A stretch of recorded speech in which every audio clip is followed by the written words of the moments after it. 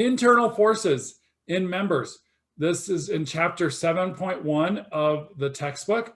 I've shown you this picture before when we talked about distributed loads, and I used it to illustrate how what we're doing is very relevant and real to the real world. Here we have some iron workers bringing in these steel beams into the Coors Tech Center. A few days later, it looks like this. Well, every single one of those beams had to be sized, right? We had to figure out, well, engineers had to figure out how big does it need to be, and what size of beam do we need to use? Well, one of those steps was getting the distributed load for sure, and figuring out what our distributed load was acting on all these beams. And the next step is our internal forces. Figuring out our internal forces, that's going to help us. That's really the main thing that we need to size each and every single one of these beams in this building. So the engineers that worked on this, actually I've got, it's a student that I went to grad school with. She works at one of the structural companies. I think she was involved with a lot of those designs in that building. I know her company was, and I'm pretty sure that's the kind of projects that she works on as well. So pretty cool that she was a student and then got to also work on a building of ours as well. In our homework problems, we can see, well, look, there's one of those beams, right? I mean, it's just, we pulled out one beam out of that building and it's got a triangular distributed load. What we want to find is the magnitude of the internal forces at point B. So actually, this is a multi-force member and we need to cut through it. We need to cut through at point B and figure out what are those internal forces there. When we cut through systems, we cut through everything. We cut through the loads and we cut through the actual physical object. So we basically, if we looked at this FBD, or we could look at this FBD, we cut through the load as well. So that triangular distributed load. Same thing on this one. We want to find the internal forces at C. Well, we're going to cut through the load and we're going to cut through the rigid object. On this one over here, where it's a curving one, we're going to cut through that rigid object there. The load is only, the force is only at the end there. And so we're going to cut through that one. And then we've got one more here. We're asked to find the internal forces at point C, cut through that beam and find those internal forces there. And so that's what we're going to be talking about today. Our learning objectives are going to be list the two differences in internal forces between a straight two force element and a multi-force element. We'll talk about that because we've actually done internal forces for straight two force elements. Those were trusses. And we did cut through trusses, but there was only one internal force, only a tension or compression force.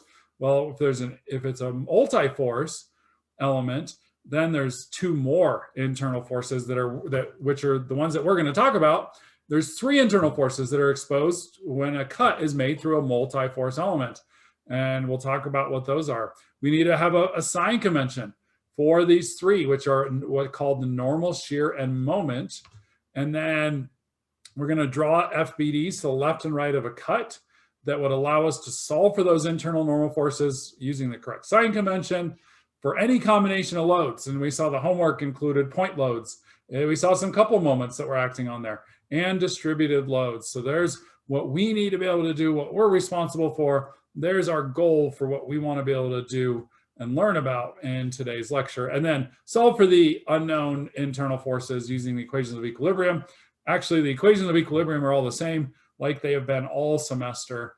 And so once we have the FBD, our process to finish it and find those internal things is exactly the same. I have this foam beam here, and I took a picture of it, but I also have it right here. And so in that picture, and what I want to talk about is, let's think about this first as a two force member. And if this is a two force member and I pull apart, say it's in tension, what's going to happen to those vertical lines? They're going to get further apart, aren't they? Or if it's in compression, I push it together, the vertical lines are going to get closer together. Now, as soon as we turn, and so that's a two force, right? It's only in tension or compression. As soon as we turn it into a multi-force, it does things like this, where it's going to bend down like that. And look what happens to the lines. They're getting both closer together and further apart. So they actually have tension and compression in them. at the same time, where trusses only had tension or compression, one or the other. But when we're in a multi-force member, we can see both going on simultaneously. We'll draw a picture of that.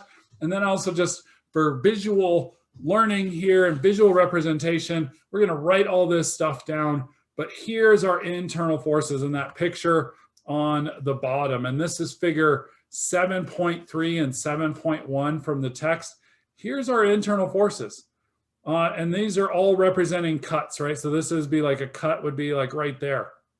And don't worry, we're going to draw all this stuff, so don't try to draw it yet. But the cut would be right there. Look at what it's really the same thing as a fixed support. It's an X force, a Y force, and a moment. So when we cut through a multi-force object, it's really just the same thing as like a fixed support. And then this is a cut over here, and so we're basically showing this over here is an FBD to the left of a cut. This is an FBD to the right of the cut, of the same cut. And we'll do a similar picture there. And then positive normal force, this is like our truss forces. That's positive normal force is a pulling. So this is a cut. This is a cut pulling. These are all cuts right here. So they're all pulling on the cut. Positive shear, this one is really kind of ambiguous here. It really doesn't matter. We'll set our sign convention. But positive shear is basically saying this motion, like this, is positive. This would be negative. And then positive moment as well. We'll talk about all of this stuff here. So actually, let's go ahead. Let's jump off to the side of those pictures right there. And let's write down our key things that we've already talked about and then jump in and go a little bit deeper as well. So for internal forces, what we are doing here is making cuts through members. And we've done this before for two force members, but we're going to really extend this to multi-force members as well. But we will still look at two force members when we're doing this. Let's draw a picture. I had that foam beam here, and just to kind of jog our memory, if we later, if we're looking at these notes, I showed those pictures of that foam beam, and let's draw those vertical lines on here. Let's say our foam beam is supported with a pin on this side, and let's say there's a roller over here on this side, and let's apply a force right in the middle. Let's just say we apply some load P right in the middle, and that's what's going to turn it into a multi-force member there. Oh, and I guess this is our foam beam. Let me finish that. I just called it a foam. It's actually our foam beam here. And let's draw those vertical lines. I'm going to draw one right in the middle. I'm going to draw then two on each side here. So one on each side. So these are some spray painted lines, right? We have these painted lines that are going on there. And so if we look at our deformed shape of this, of that foam beam here, well, it basically looked like this if we apply that P right there. And actually the sides of this thing, and I'll just go back, oh, I'm running out of space down here. If I, the ends, both of the ends, notice, and I'll grab my foam beam here in a second, but notice how those bend in. Both of those bend in when I do this, right? Look at the ends, they bend in, and that's because there's nothing resisting rotation right there, right? It's a pin support. Now, if I had a moment, or not a moment, but if I had a fixed support right here and I bend it, look what happens. It stays, that end stays straight up and down, right? That's what we see with the fixed support. Now, we still see the lines getting closer together and further apart, so we still have tension and compression going on. But I want to just emphasize that those ends do bend in, and that's because we don't have anything resisting rotation right there. And we've talked a lot about that this semester. Okay, so then the painted lines, what do? They look, that one in the middle is actually going to go straight up and down. We have our force P right here. And then these ones over here, like this line is going to get closer together on the top and further apart on the bottom. And then on this side, we see closer together on the top and further apart on the bottom. So our lines get further apart.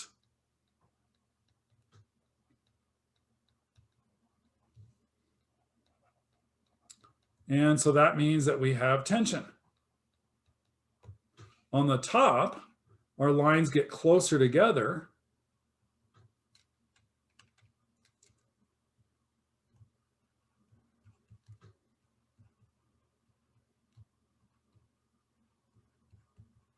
And so that means we have compression. And the other thing that we see going on is this is bending, isn't it?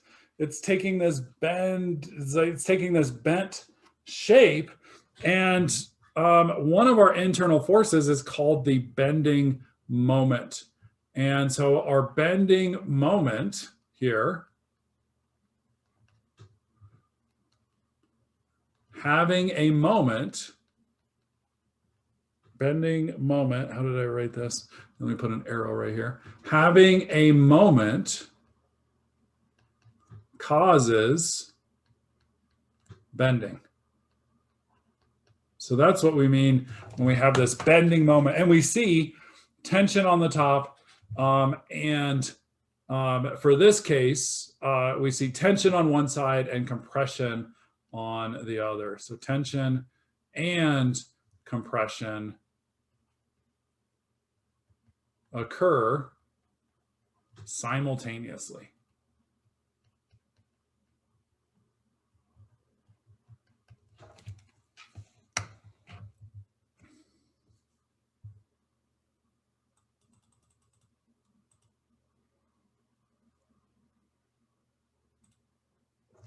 So let's jump into now what is exposed at the cut.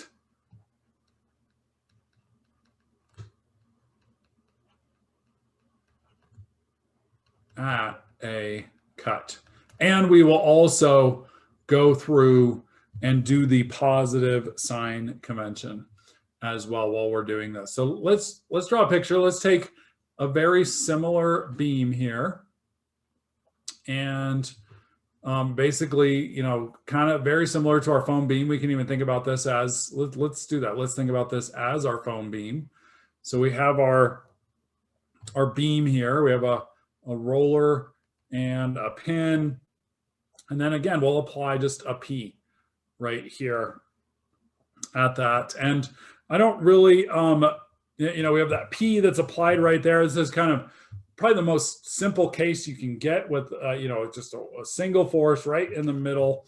So we'll put this thing right at a distance here of L over 2 and then L over 2. So L over 2 and L over 2. And I don't really know what L is. It really doesn't matter. Let's call this point over here point A. Let's call this one here point B. And then let's make a cut right here at point C. Okay, so point C is where we're going to make a cut. And so we can cut through it. And actually we'll look at an FBD to the left of the cut, and we'll look at the FBD to the right of the cut there. So we'll make a cut through point C to expose those internal forces. Well, let's start by doing an FBD to the left of our cut there. So we look at an FBD to the left of that cut. Well, that's going to be this segment over here. So let's see. I'm going to go right below it on our piece of paper here. So there's our beam, and it goes over until we get to point C, which is about right there. And then there's our cut. So there's our beam, and this FBD does include a P, which is acting right there. I think maybe I went a little bit far and quite line it up vertically there. And then at A, we would have to find this, and we could find AY and AX from the FBD of the whole thing. But let's just say we've got our AX and our AY there that we've already solved for. And so what is going on at the cut right there? And so while we're drawing these as well, let's also get a spot over here and let's write down our sign convention as well. So maybe about, oh, right here. So let's write down our sign convention for internal forces. Let me stop there. For internal forces. Okay, so the first one, and remember, these are, I showed you a picture earlier. This is like the same thing that's going on at a fixed support. We have an X and a Y force, and we also have a moment.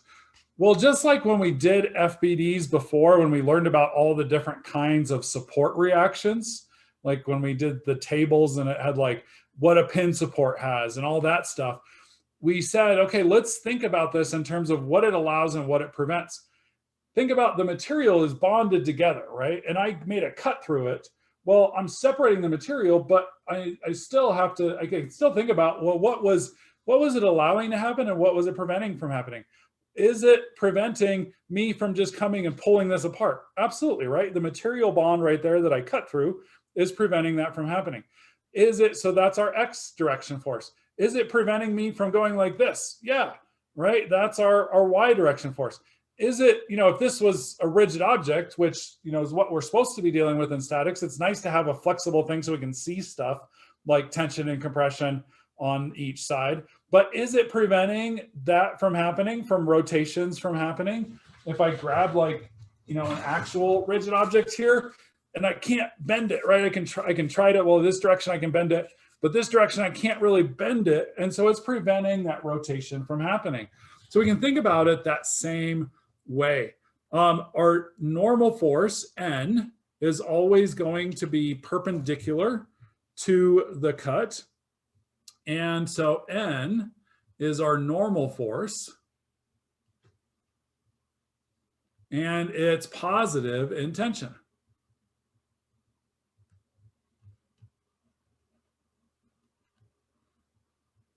So that's always going to be pulling away from the cut. Our next force, V, this is what's referred to as the shear force. That is always going to be parallel to the cut. V is the shear force, and it's called the shear force because doesn't that seem, that force in that direction is preventing me from going like this, from shearing one side off the other, or if I like took a piece of paper, right? And I said, okay, my shear force would be like the force that's, right, the shearing from vertically, vertically, which is parallel to the cut there. And that's positive. When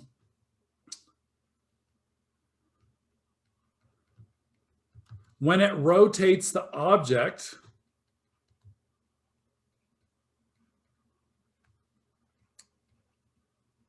clockwise. Now, this is a shortcut way of remembering what direction to draw the shear force. Basically, the shear force is saying if the shear goes, where's the rest of my sticky notes here? Basically, if I shear through a sticky note in this direction, that's positive shear. If I shear through a sticky note from the top to the bottom, that's negative shear. It really doesn't matter for design purposes, it doesn't matter if you have a negative shear or a positive shear in most cases. But for us, we do need to remember that how to draw the shear force positive. And so I just say it rotates the object clockwise, right? V going down, if I look at just V, wouldn't it cause the object to rotate clockwise in this case? So if I have just a V going down, it's going to cause it to rotate clockwise. Okay, so that's the easy way. And then our last one is the bending moment. And the moment is positive. I'm going to write it out over here. Our bending moment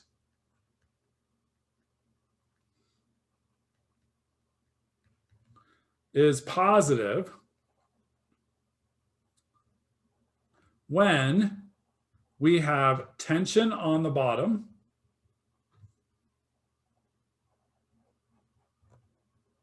and compression on the top.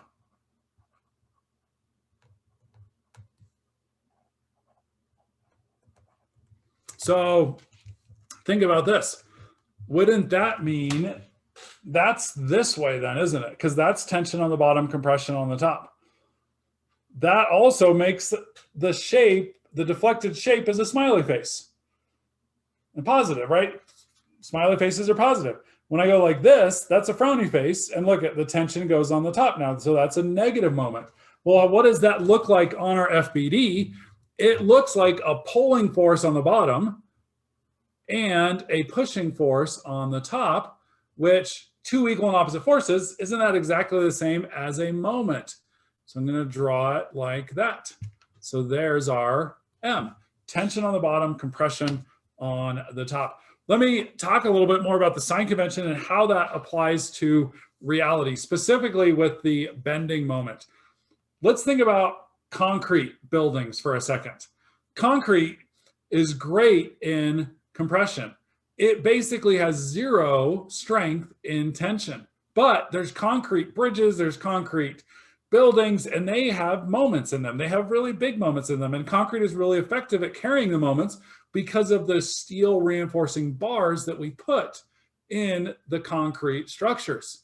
And so the steel rebar, the reinforcing bars, is what carries the tension. The concrete carries the compression. So if I have a positive moment, where should I put the rebar? In this beam right here, should I put the rebar, if I have a positive moment, should I put the rebar down here or should I put the rebar up here? Should put it on the bottom, right? If I have a negative moment, I should put the rebar on the top. I have heard about students being asked this question during an interview. They'd be like, okay, I have a moment, I have a slab with a positive moment. Where should I put the rebar? Should I put the rebar on the top or should I put the rebar on the bottom? Let's put it on the bottom because that's where the tension is going to go. So it's applicable to the real world, right? And we can say, oh, I have a positive moment. That beam over there has a positive moment. Okay, put the rebar on the bottom. Oh, that beam over there has a negative moment. Okay, put the rebar on the top. Okay, so there's our sign convention for internal forces. There's our FBD that we would draw right there to the left of the cut. Let's see if we can do this now for our FBD to the right of that cut. And I will call on some people in our front row and let's see if we can figure it out. So the right of the cut, that's going back to our cut over here at C, right? We're gonna cut right there. And then we go to the right of the cut and we will have our BY over here. Now P is not in our FBD because P is outside of, P was to the left of our cut, right? So it showed up in our FBD to the left of the cut, but it's not gonna show up to the right. So normal force, which way should I draw the normal force? Should I draw it to the left or should I draw it to the right? And actually, Kate, I want to ask you, but actually, Kate, Kate Cooper, before I ask you that, I saw on your personal data sheet, you do Minds Radio. What's your radio show about? So you can tell us what your radio show is about, and then you can tell us what direction the normal force needs to go.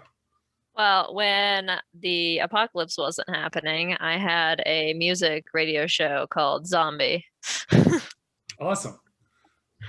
So I think that the normal force would go to the left to like oppose the one in the other FBD.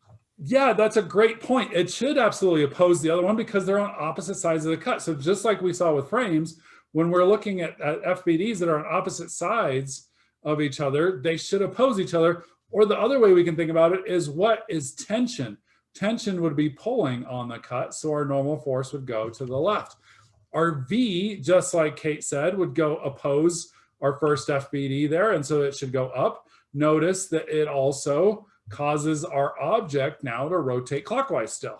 And so our rule will always work. And then our moment is tension on the bottom, and so it's going to go pulling on the bottom and it's going to go pushing on the top. And so there is our moment. So either one of those FBDs will give the same magnitude and sign here.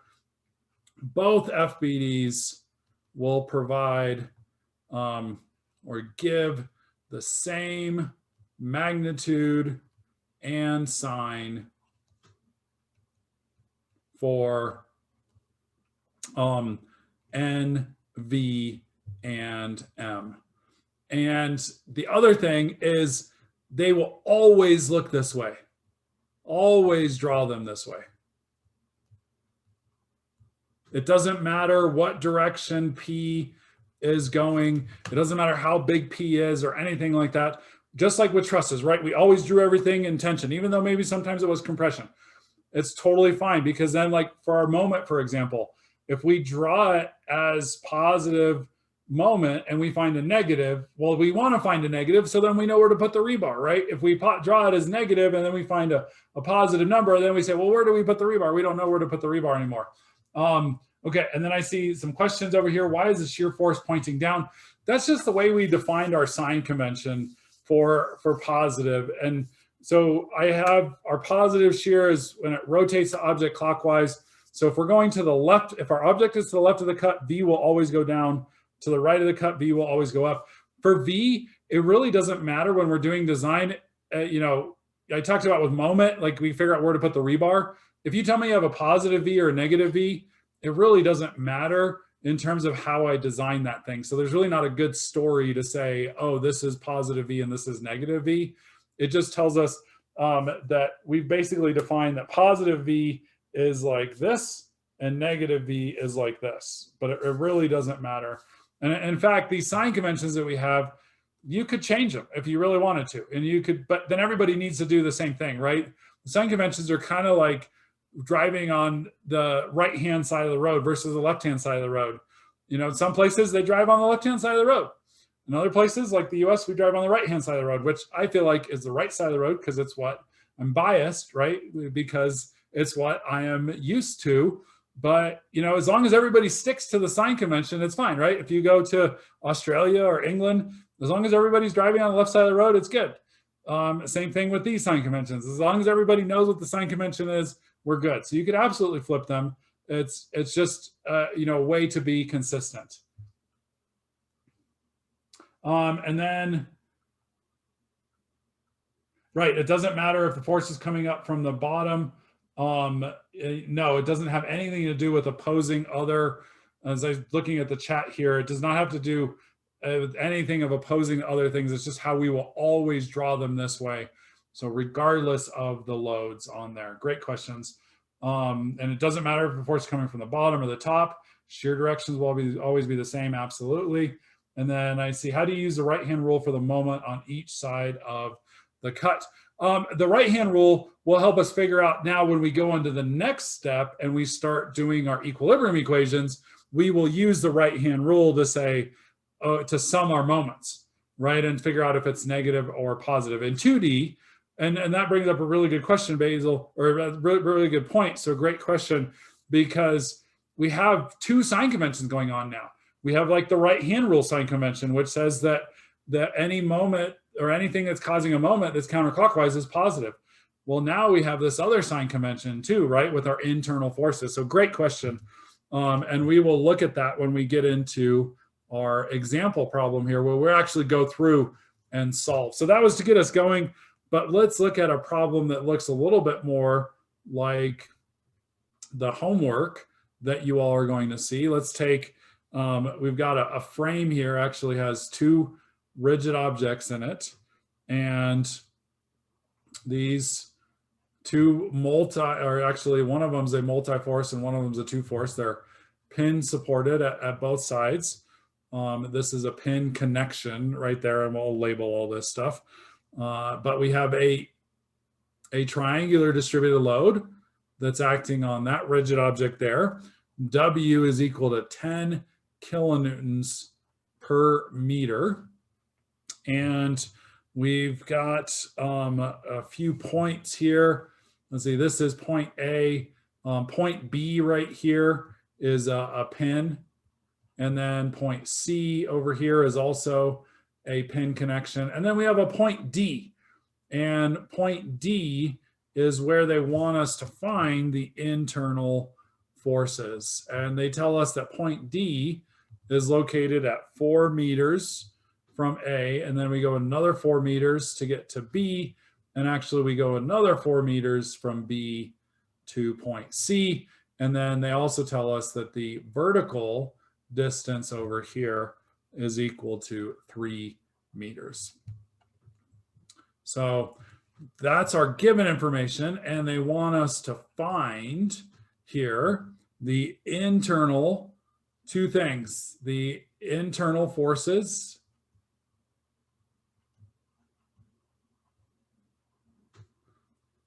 at D, and then for part B, the internal forces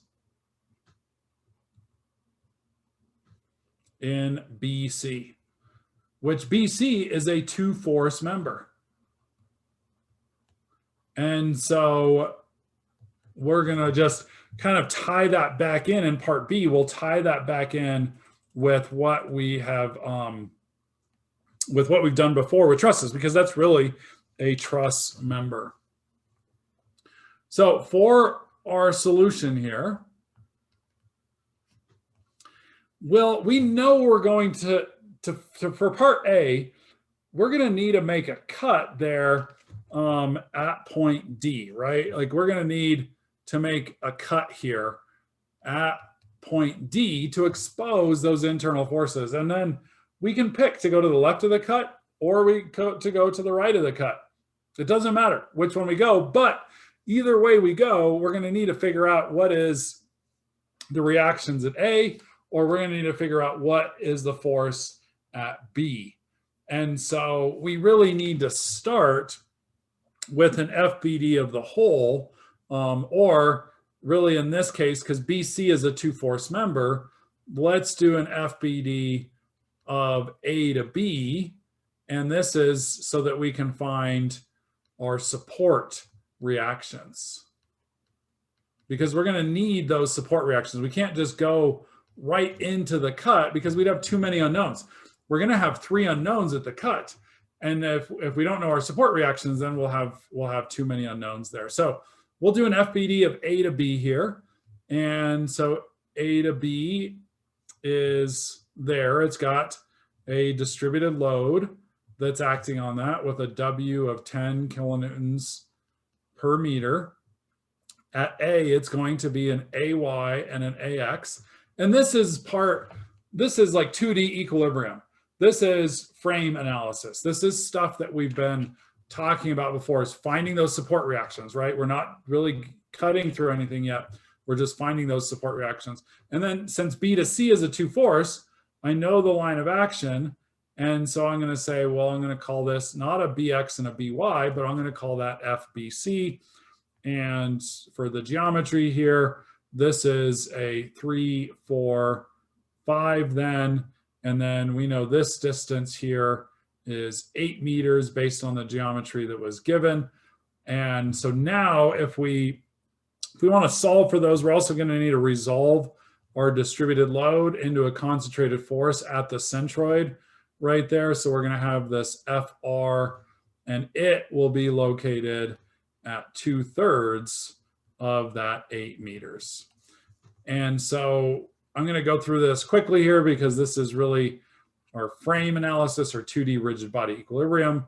If we sum moments about A there, we're going to find that FBC is equal to 44.4 kilonewtons. If we sum forces in the X, we will find that AX is equal to 35.5 kilonewtons. And summing forces in the Y, we will find that AY is equal to 13.3 kilonewtons. But that's that's really our first step, right? So first we got to find the support reactions. In most cases, we got to find the support reactions, because otherwise once we make our cut, we'll have too many unknowns. Okay, now let's jump into our FBD at the cut. And like I said before, we can go to the left of the cut, we can go to the right of the cut. I would remember when we're cutting through things, we're going to cut through the load as well. We can't use this FR over here. We can't use the FR from the FBD that we just did of A to B. We got to go back to our original loading here. And so we're going to cut through that loading as well. I would rather deal with a triangular distributed load than a trapezoidal distributed load. Other than that, though, it really does not matter. So let's do an FBD of A to D is really, and actually, let me not call it A to D. Let's like label it like we talked about last time. So FBD, and this is going to be to the left of our cut at D. So we're going to do that FBD to the left there. So we've got our cut. There's our cut right at D. And we now know AY is equal to 13.3 kilonewtons. We know that AX is equal to 35.5 kilonewtons. We cut through our distributed load there, right? We cut through that distributed load as well. And actually, we need to figure out what is WD. At B, W is 10 kilonewtons, right? And we're halfway. So wouldn't that mean that it's halfway from 0 to 10? It would be at 5 kilonewtons, wouldn't it? We can always use similar triangles. If it's not as obvious, like where if it's not exactly halfway, we can use similar triangles to find this stuff if we need to. And so we have our big triangle where this one over here is 10 kilonewtons per meter. And then right here, we can figure out, well, what is WD based on those two similar. So WD is to 4 meters as 10 kilonewtons per meter is to 8 meters. And so we find WD is equal to 5 kilonewtons per meter. So if your cut isn't right in the middle, if it's at 3 meters instead of right at 4 meters, you can use similar triangles in order to find that WD. Okay, so now we know WD is 5 kilonewtons per meter. We can, according to our internal sign convention, right? Doesn't matter what the loads look like. It is always going to look like this. It's always going to be V going down. When we're going to the left of a cut, V is going to go down, N is going to go to the right, and M is always going to go counterclockwise, or tension on the bottom, compression on the top. So always, always it's going to look like that. And so then this is a distance here of 4 meters.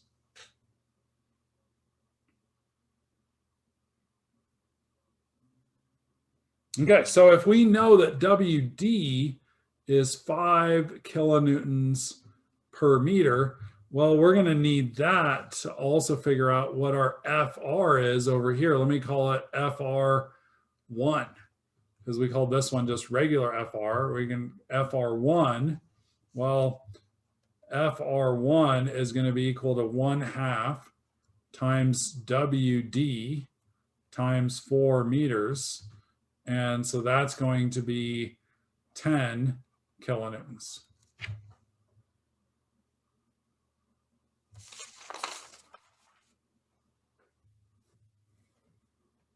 And we also can figure out where that acts exactly, right? Wouldn't it be from this side over here? It would be at 2/3 of 4 meters, or this distance. Let me highlight it a little bit. That distance right there, that would be 1/3 times 4 meters.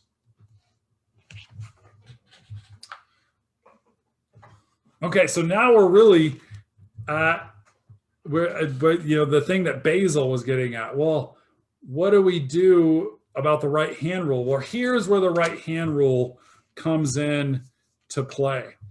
And I'm going to go ahead, and we can sum moments about any spot, but it's just so nice to sum them about the cut. It makes our life easier. So if we sum them right there at the cut, here's our other sign convention. Positive is going counterclockwise. And so I'm summing moments at the cut equal to 0.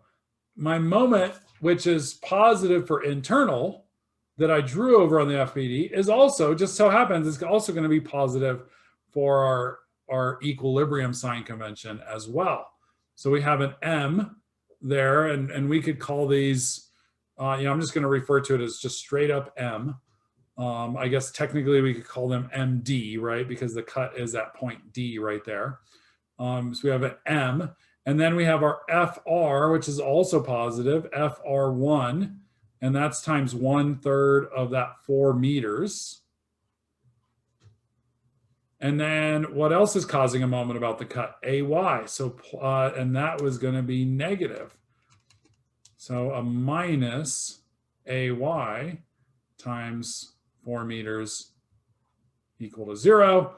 We will find that M is a positive 40 kilonewton meters.